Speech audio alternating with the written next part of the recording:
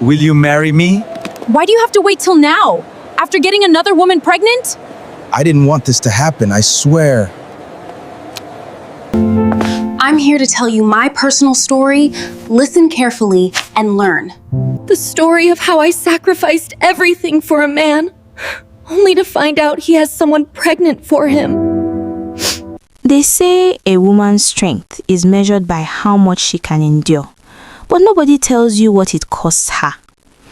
I used to repeat those words to myself on nights when sleep refused to come, when the silence in my room felt heavier than the world outside. My name is not important, but my story is. I am 29 years old, the first daughter of a family that depended on me long before I understood what responsibility truly meant. Some people say being the first child is a blessing, but I learned early that it is also a burden you carry quietly, like a secret you cannot share.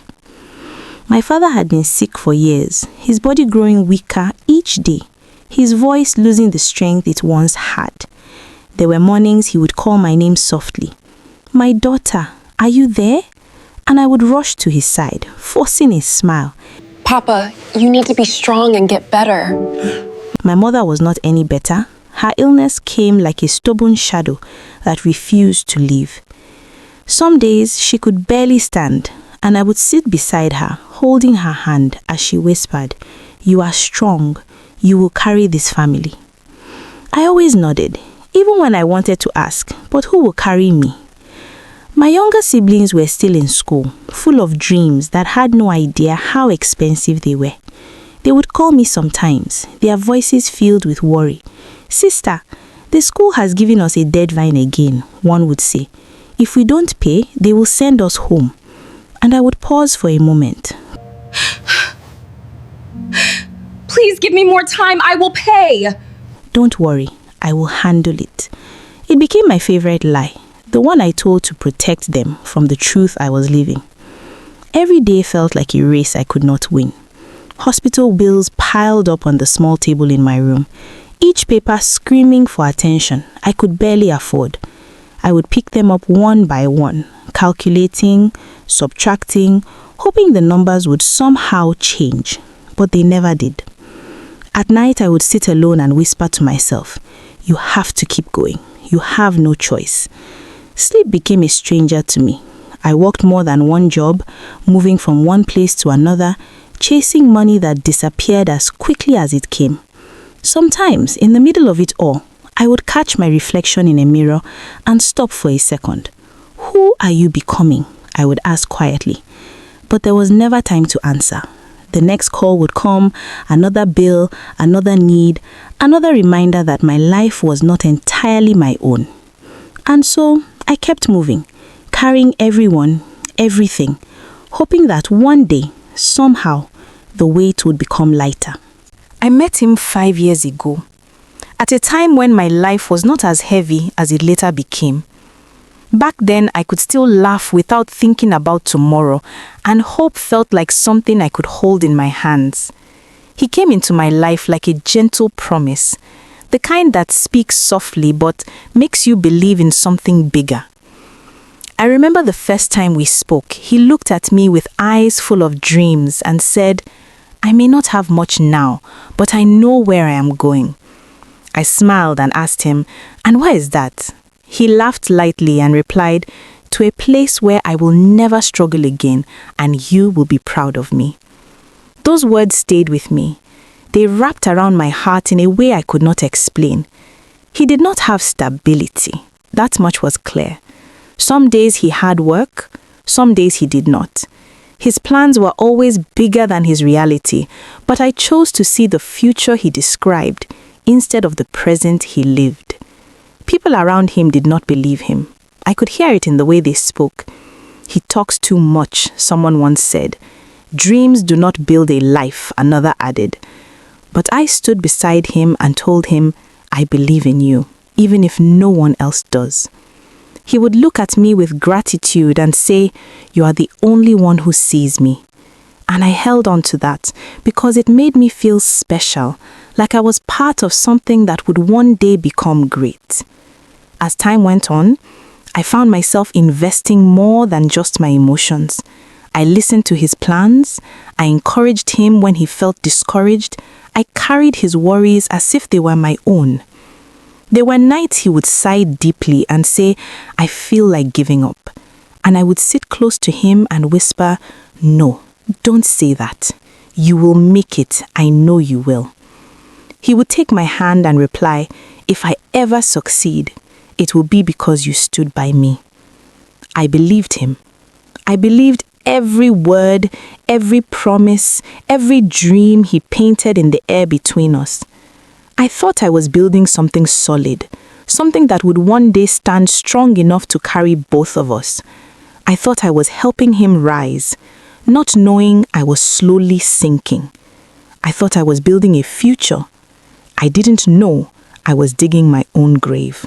As the years passed, loving him stopped being just a feeling and became a responsibility I carried every day. It started with little things that did not seem like much at first. I would cook and make sure he ate well, even on days when I barely had enough for myself. He would smile after eating and say, "You take care of me like no one ever has." And I would laugh softly and reply, "That's what love is, isn't it?" But slowly, those little things grew into bigger ones. I began to buy him clothes, telling myself he needed to look good for the future he was chasing.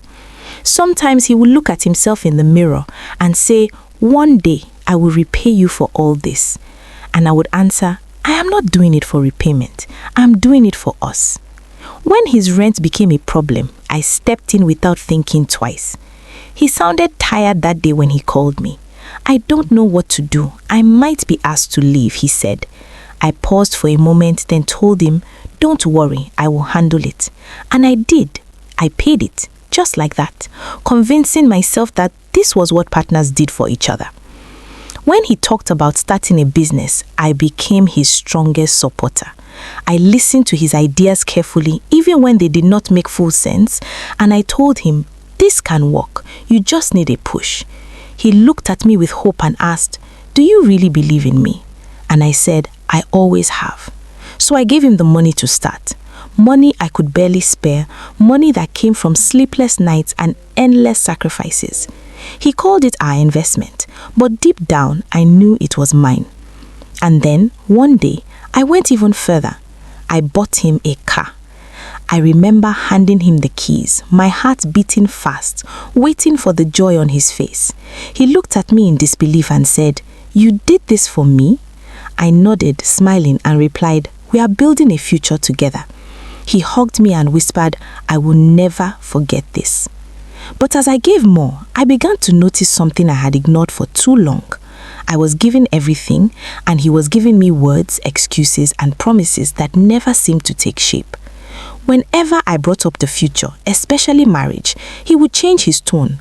"Let's wait," he would say, avoiding my eyes. I am not like those men who rush into things without being ready. I would ask him quietly, "And when will you be ready?" He would sigh and reply, "Soon, just be patient." That word became familiar, patient. I wore it like a garment that grew heavier with time. There were moments I sat alone and asked myself questions I was afraid to answer. Why am I the one always proving my love? Why do I feel like I'm asking to be chosen? One night I said it out loud, my voice trembling in the silence. I am acting like a wife, begging to be chosen like a stranger. But even then, I did not stop. Instead, I went further. I began to help his parents too. It started with small support, then it became something they expected. His mother would call and say, "We need help with this," and I would respond, "I will send something."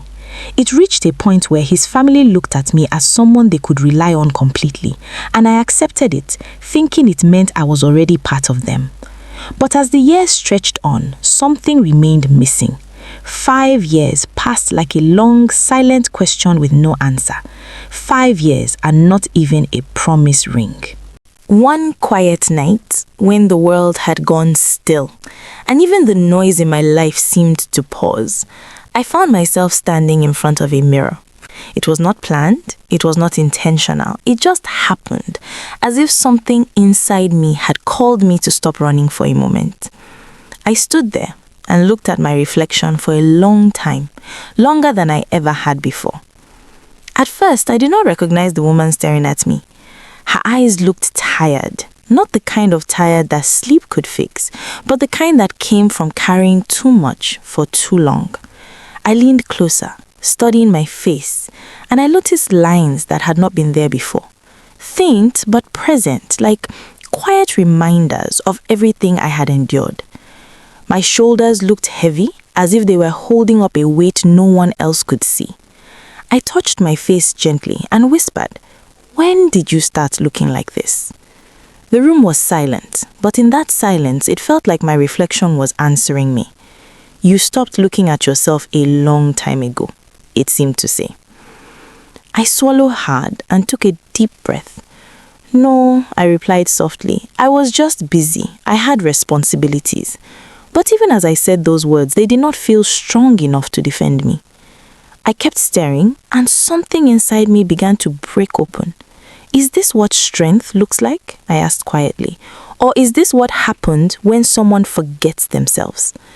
My voice trembled, and I looked away for a moment, but something pulled me back again. I could not escape it this time. I saw the emptiness behind my eyes, the kind that comes when you have given too much and received too little.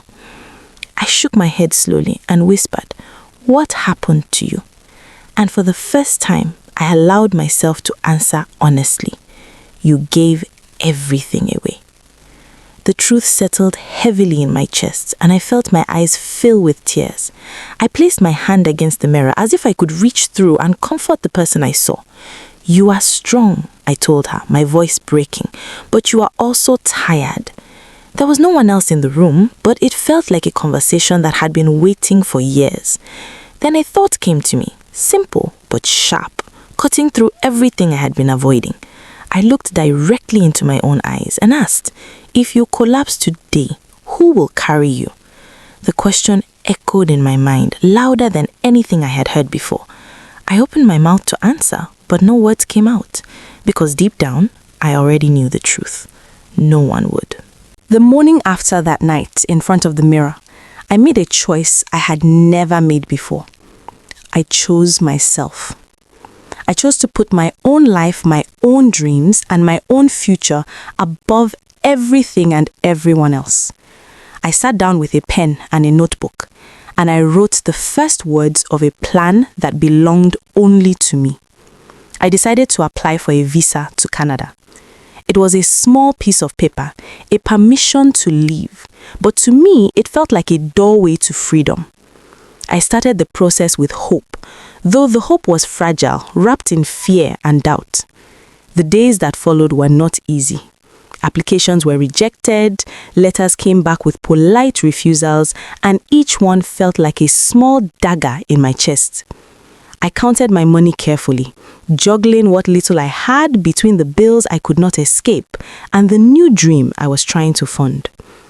I remember sitting on my bed one night, holding the papers, my knees pulled to my chest and whispering to God, "I have tried, I have given, I have waited. Please let this work." Prayer became my companion. I fasted some days, giving my hunger and my patience to something bigger than me. I prayed with my whole body, sometimes on my knees until they ached, sometimes with tears streaming down my face. I spoke aloud to the empty room, to the universe, to whoever was listening. I am not asking for much, just a chance for a life I can call my own. There were nights when disappointment sank in, a heavy, suffocating weight that made me wonder if I was foolish. "Maybe this is impossible," I would murmur, covering my face with my hands. But every morning, I found myself sitting up again, submitting forms, checking emails, counting money, and whispering prayers. I reminded myself quietly, for 1 year, I fought for a life I had never seen but believed existed. That belief, fragile as it was, kept me moving. It was the small flame I carried in my chest through rejection, hunger, exhaustion, and doubt. And though the road was long and heavy, I began to feel something stirring inside me, a quiet hope that maybe, just maybe, I was finally choosing a life that belonged to me. It was an ordinary day. I had stepped out to buy something small, something that barely mattered, but I needed the air on my face, a reason to move. I was walking along the street, lost in my thoughts about bills, prayers, and the long road ahead, when I saw him. My heart stopped before my eyes could fully process it. He was sitting in a restaurant, one that I knew was expensive, the kind of place we had never been. Across from him was a woman, her belly rounded with pregnancy, her smile easy and warm. My legs froze. I watched, almost unable to breathe, as he leaned forward and fed her a gentle bite from the fork he held, his eyes soft and tender. I blinked and saw him bend down, pressing his lips lightly to hers, a kiss so natural, so full of care, that it broke me into pieces. I could feel the shock, the betrayal, and the weight of all those years hit me all at once. That was the first time I saw the love I begged for, given freely to someone else. I wanted to run, to scream, to disappear, but my feet moved on their own. I followed them quietly, keeping my distance, tracing every turn they took, every street they walked. I found the building they went into. My heart sank as I watched them disappear inside together. They were living together, a home they shared, a life they had built while I had been carrying everything else. I walked back slowly, my hands trembling, my chest tight with pain until I reached my own door. I shut it behind me and fell onto the floor. I cried like I had never cried before, letting the grief and the anger pour out of me in waves that shook my whole body. When I could speak again, I picked up my phone and called him. "Where are you?" I asked, my voice quiet, trembling. "I'm at home," he said, without hesitation, without guilt. I knew he lied. The words burned my ears. I tried again, my voice breaking. "Are you serious?" Silence on his end, then a laugh, light, almost casual. I hung up, and my next call was to his mother. My voice shook as I spoke, trying to hold myself together, trying to find some explanation. She listened and then said, as if it was nothing, as if it were obvious all along, "You are just a backup. You were never the real one." I could not breathe. I dropped the phone. The room went silent. Pain. Shock. I sat there, alone, staring at the walls that had held me safe for so long, realizing that everything I had believed in, everything I had sacrificed for, had only been mine to carry. Days later, after weeks of waiting and sleepless nights, the letter finally came. I held it in my hands, my fingers trembling, my heart pounding so hard I thought it might burst. The words were simple, printed neatly on the paper, but they carried a weight I could hardly believe. My visa was approved. Canada, a place I had dreamed about quietly, secretly for so long, had opened its doors to me. I sank onto the edge of my bed, the letter clutched against my chest, tears running down my cheeks, not just of joy, but of relief, of release, of everything I had been holding in for years. That night, I did what I had longed to do for myself. I whispered into the darkness, "I am going to live for me now. I am going to live my life." I felt a strange calm, as if a heavy burden had finally lifted from my shoulders. But peace never lasts long when you have left someone behind who has always taken you for granted. That same night, I heard a knock on the door. I froze, my heart tightening in an old familiar way. I did not need to open it to know who it was.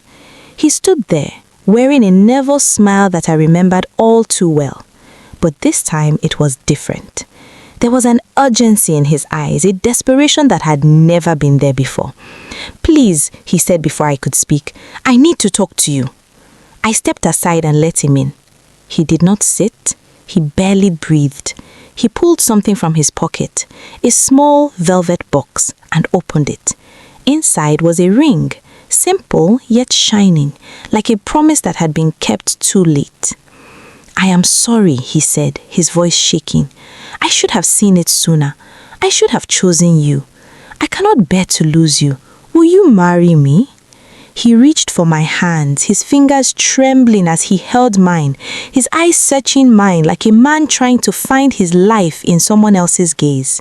He spoke quickly, words tumbling out of him like water breaking through a dam.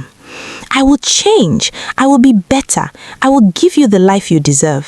I know I hurt you. I know I was wrong, but please, don't leave me now."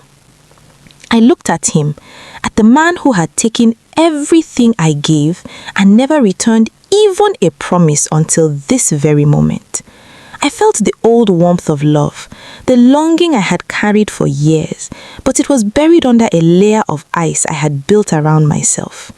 My inner voice whispered, clear and sharp, Why do you have to wait till now? After getting another woman pregnant? I didn't want this to happen, I swear. 5 years, and it took my exit for him to choose me. I held the velvet box in my hand, feeling the weight of what it represented, and yet I felt nothing for him anymore. I put the ring back slowly, my movements calm, deliberate. I looked into his eyes, the man who had once been my world, and I said quietly, almost softly, "I will think about it." That was all. No tears, no trembling, no panic, just calm, detached words.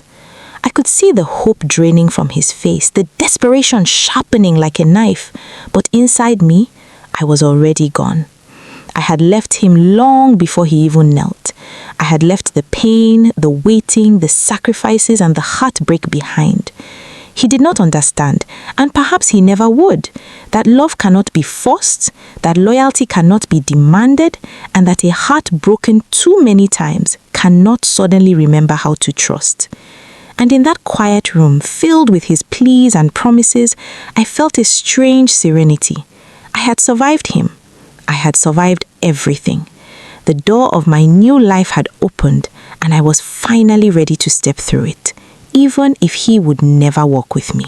The day of my departure arrived quietly, almost too quietly, as if the world itself was holding its breath to watch me go.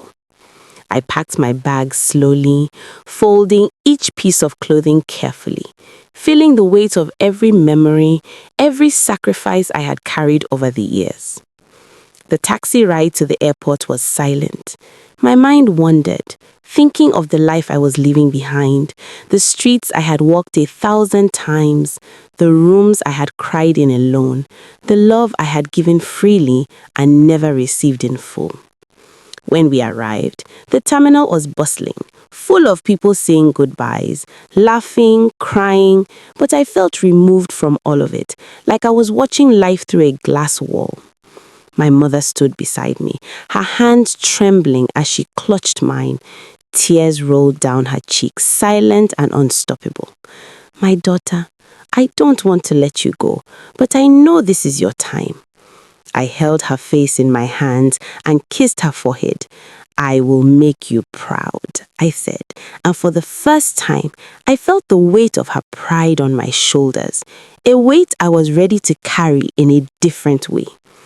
My siblings were there too, but they barely looked at me.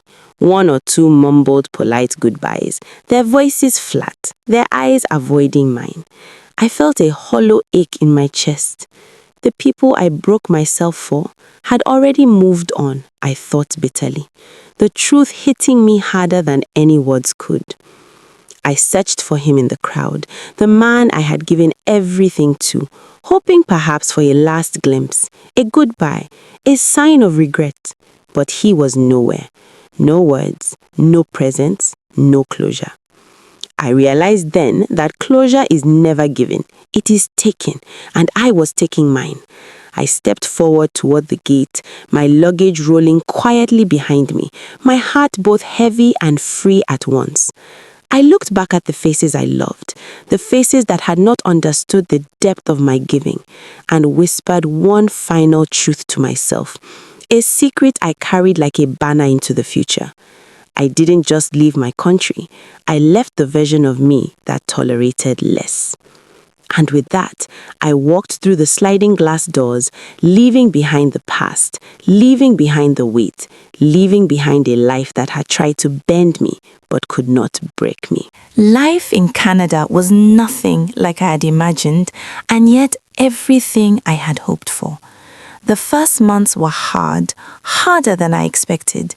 I walked streets I did not know, spoke to people whose words sometimes sounded strange, and slept in a small apartment that felt too quiet, too empty. I worked odd jobs at first, anything to keep the bills paid, anything to feel a sense of belonging.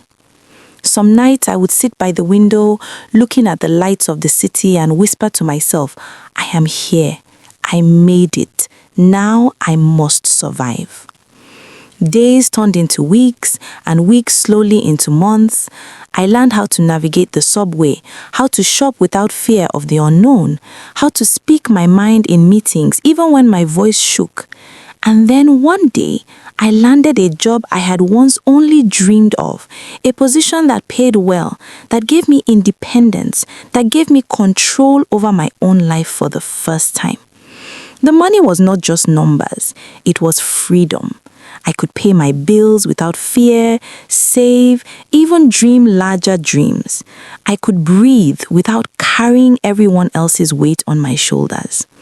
With this freedom came a transformation I had not anticipated. I held my head higher, my shoulders straighter, my eyes brighter. Confidence replaced fear. Peace replaced worry. Healing replaced the endless ache I had carried inside me. I smiled at myself in the mirror and finally recognized the woman I had been trying to find for years. And then, almost unexpectedly, love entered my life again, but it was different this time. I met a man who was wealthy, not just in money, but in heart, in patience, in understanding. He listened without judgment, loved without expectation, and for the first time, I did not have to beg for his attention or approval. Months later, the world shifted again when I met someone even greater, a billionaire, a man who offered me not just wealth, but respect, care, and partnership. In his presence, I felt seen, valued, cherished.